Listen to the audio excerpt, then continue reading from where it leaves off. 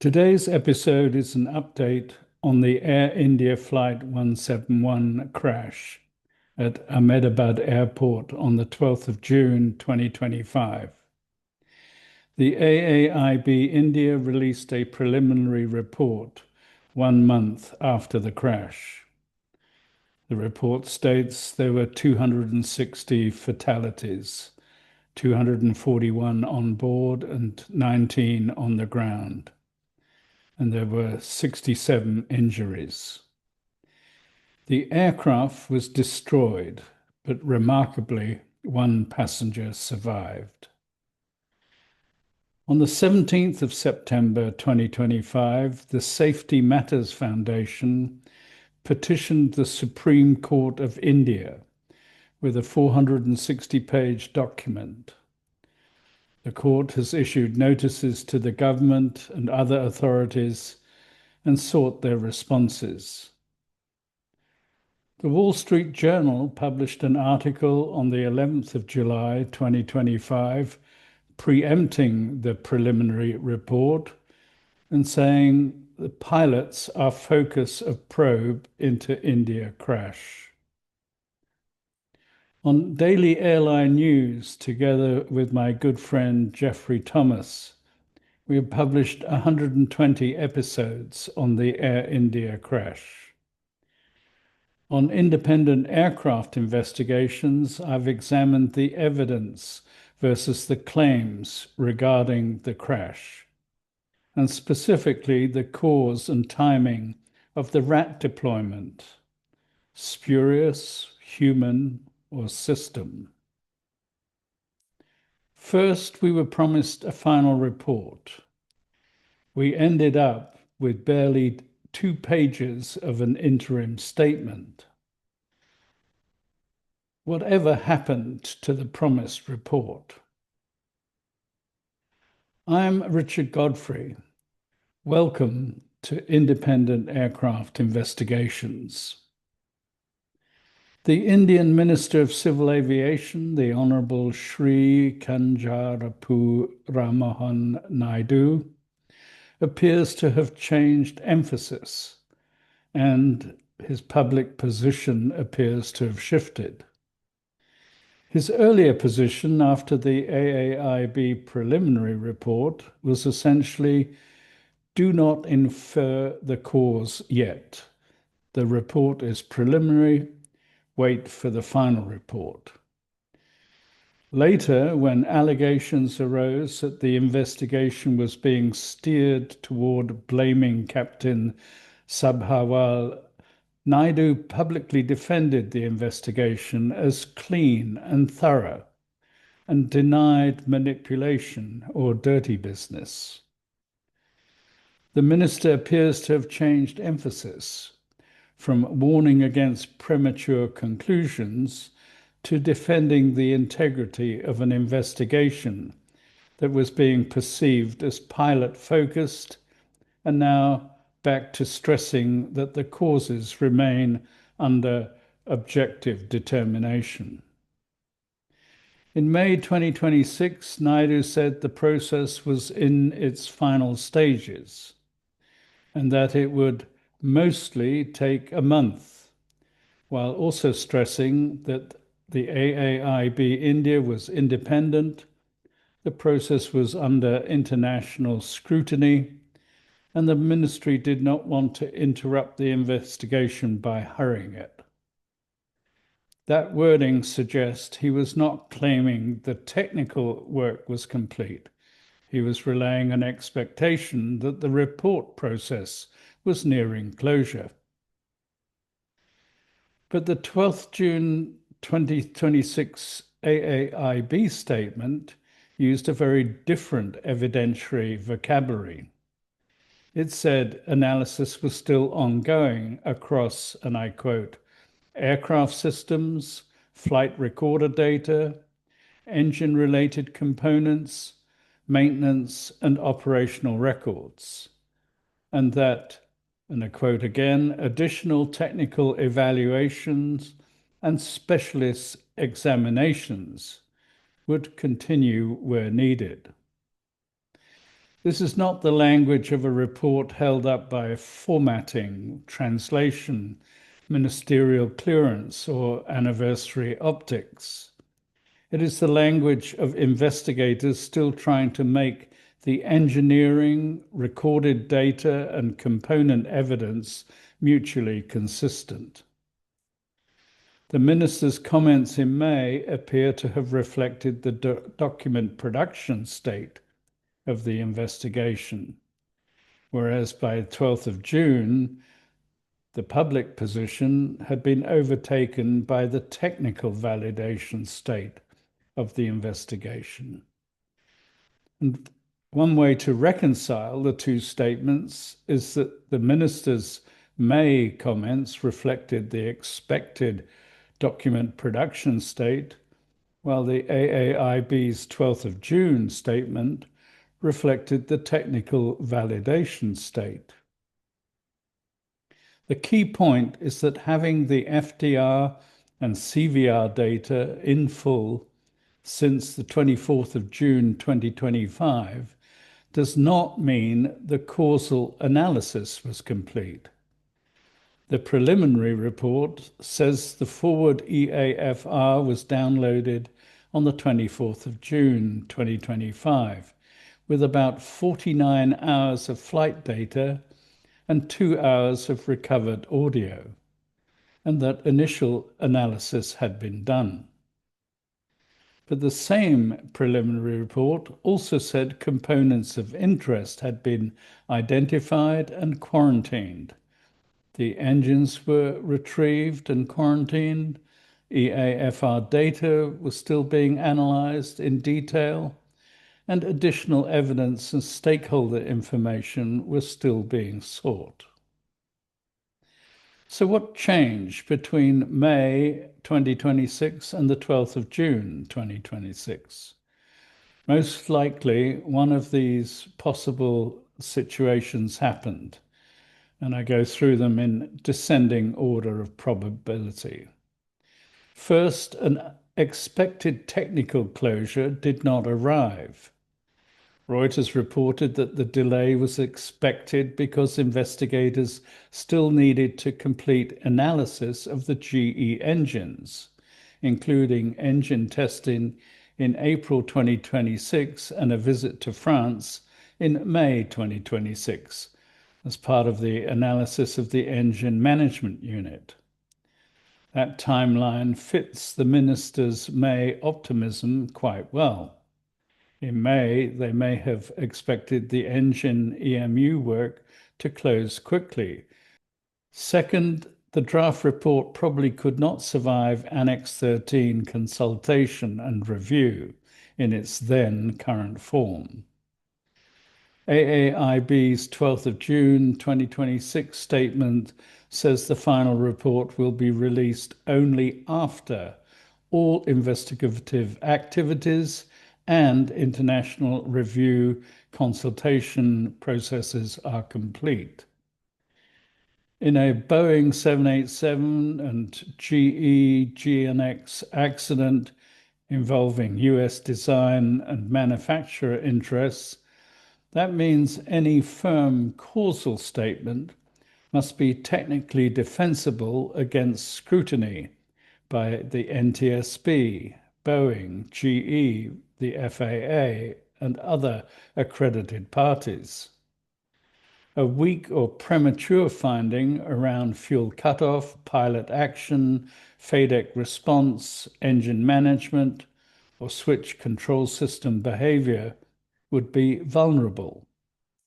The draft may not have been robust enough to withstand the technical scrutiny that would inevitably accompany Annex 13 style international consultation and party review. The third scenario, the AAIB may have faced internal or external resistance to releasing an interim report that implied pilot intent before technical exclusions were complete. Reuters reported that the Federation of Indian Pilots opposed an interim report and wanted more technical data from Boeing and Air India to rebut the pilot suicide theory being explored. Whether or not that theory is valid, it raises the bar. If investigators are going to imply deliberate human action, they must be able to show why system, switch, wiring, engine control, data recording, and maintenance explanations do not fit. My assessment is as follows. The minister changed tone because the investigation crossed from being "we expect to finish soon" into "we cannot responsibly publish yet." The likely trigger was unfinished or inconclusive engine control system validation, not the absence of FDR and CVR data. The FDR and CVR may show what parameters changed. It does not by itself prove why they changed, whether the recorded state perfectly reflects physical switch movement, whether a control system pathway contributed, or whether component examinations exclude alternative technical scenarios. If the interim report was genuinely close in May 2026, then the absence of a substantive interim report on the 12th of June 2026 is difficult to explain by ordinary delay alone. A near complete interim report should still have been publishable with caveats, unless something central to its narrative became unsafe to state. AAIB had a prevailing hypothesis, but by the anniversary it was not sufficiently substantiated to publish even as an interim conclusion. That does not mean that the hypothesis is false.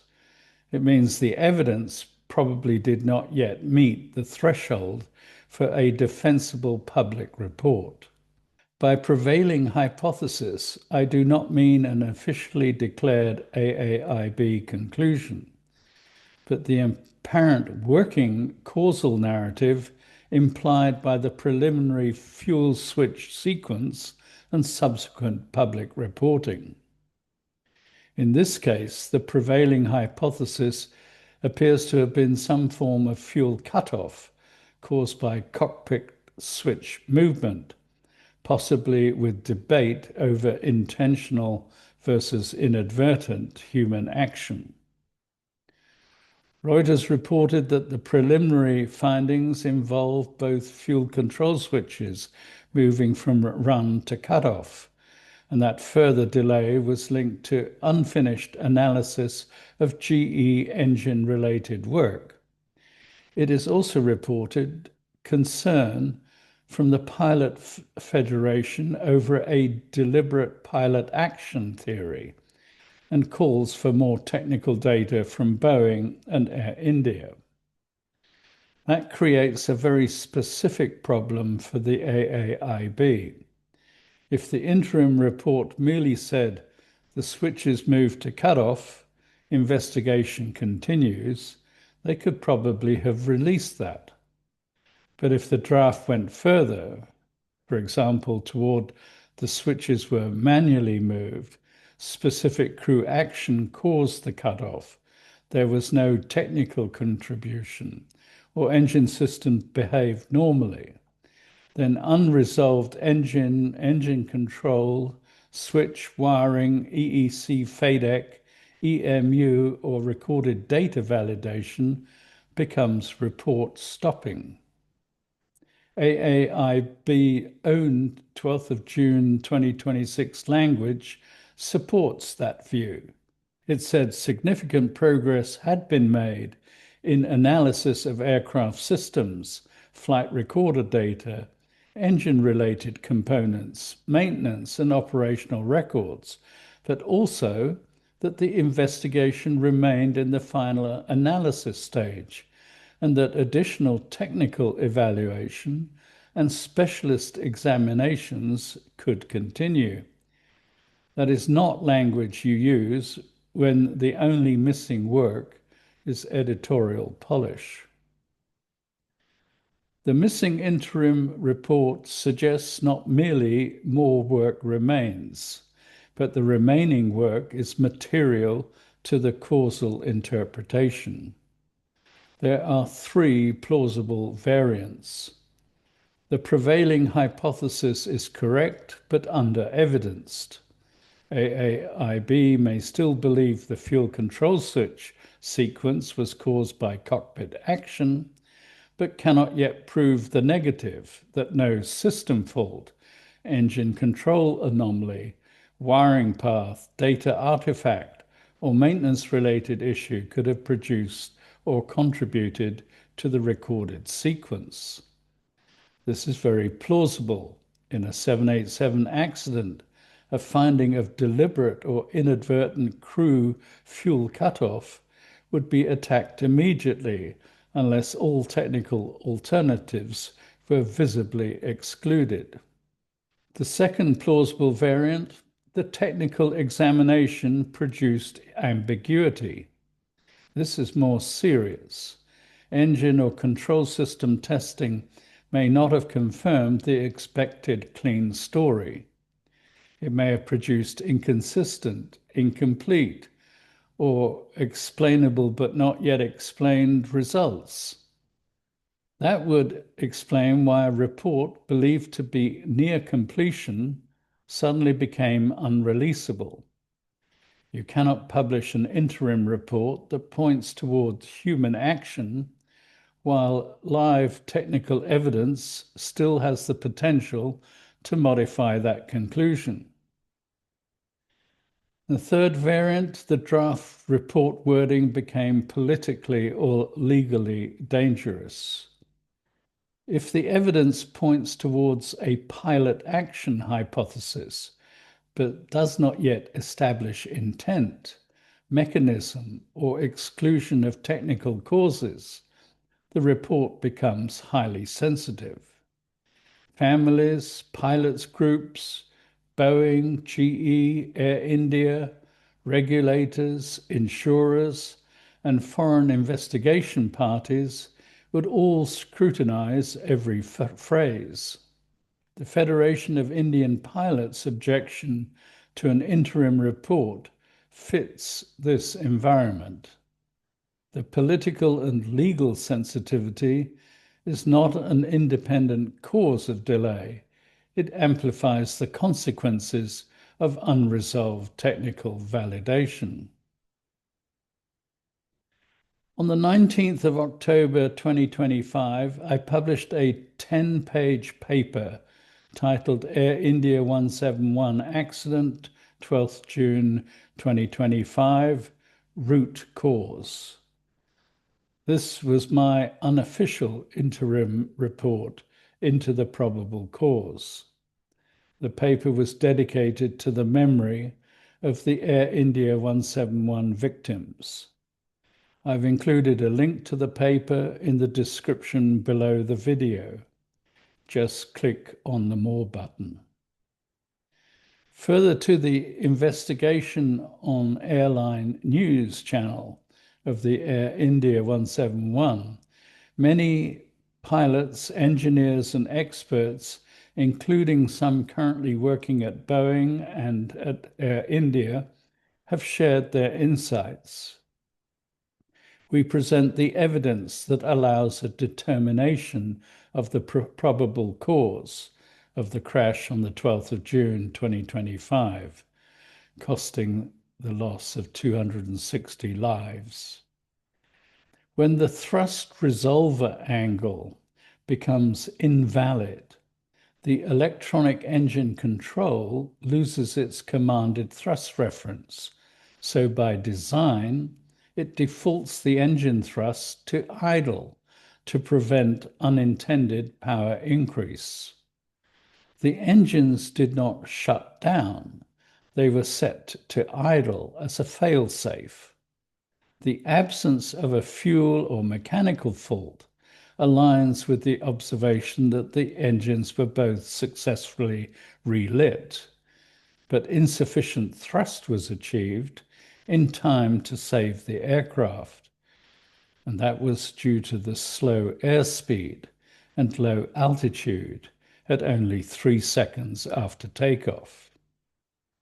The relevant manuals explain the sequence of events in more detail. The Boeing 787 Aircraft Maintenance Manual, an engine electronic controller description and operation, the GE GEnx-1B Engine Maintenance Manual, EEC, commands engine shutdown upon loss of valid aircraft data or invalid thrust lever angle inputs. The Boeing Fault Isolation Manual, the CCR EEC communication fault as a condition that results in EEC commanded engine shutdown. The FAA TCDS and the EASA TCDS confirmed the EEC has independent protection logic to prevent overthrust or fuel mismetering. The engine igniters had to wait for the AC power from the RAT to come online. The main battery can support a single engine relight, but not a dual engine relight. The FADEX function under its internal lithium-ion battery, ensuring an uninterrupted operation.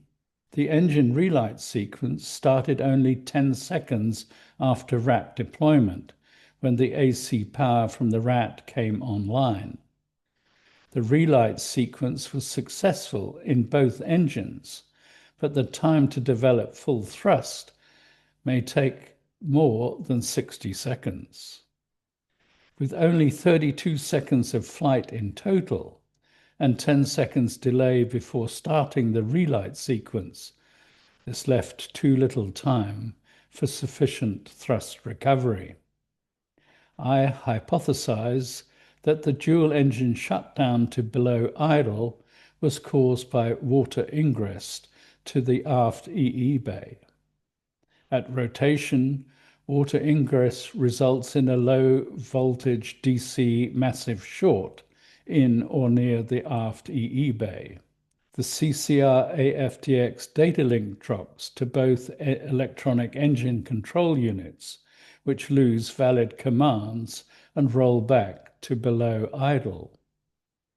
Emergency electrical power responds, and the electrical load management system isolates the fault.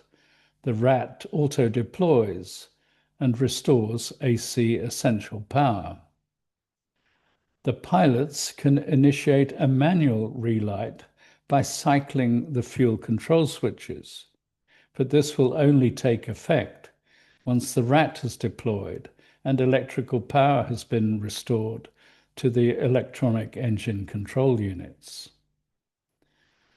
So, what's our conclusion on this situation? Even if the minister changed tone because the investigation crossed from "we expect to finish soon" into "we cannot responsibly publish yet," the interim report was unlikely to have been delayed solely because of ordinary drafting, formatting, or administrative completion issues, unless the prevailing hypothesis was either not sufficiently substantiated, materially contested, or dependent on unresolved technical exclusions. The AAIB statement suggests that the remaining work bears on the technical exclusion case: engines, engine controls, EEC FADEC behavior, switch logic, wiring, data recording, or component level validation. A report can be close and still delayed by consultation or drafting, but a near-complete interim report disappearing at the anniversary after ministerial expectation setting strongly suggests that the working causal narrative was not yet publishable at investigation standard. The key issue is not whether the AAIB has the FDR and CVR data. It is whether the AAIB can prove what that data means.